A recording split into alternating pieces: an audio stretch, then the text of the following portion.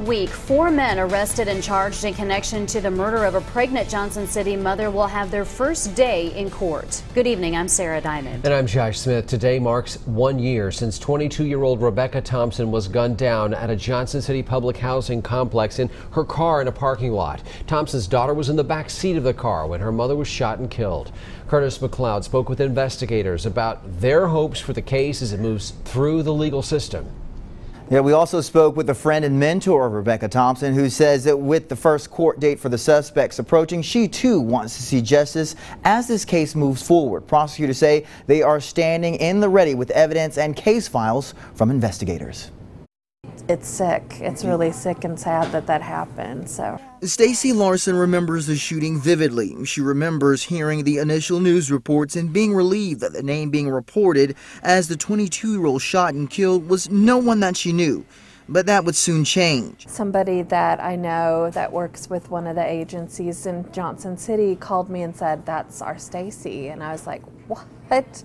I was just shocked. Thompson was a mentor and friend of Larson's. A year later, she's still saddened by the news of her friend's death. It was here in this community a year ago that investigators combed through this public housing complex, searching for any types of clues that could lead them to potential suspects in this case. Now that those suspects have been caught, police are looking forward to an upcoming trial.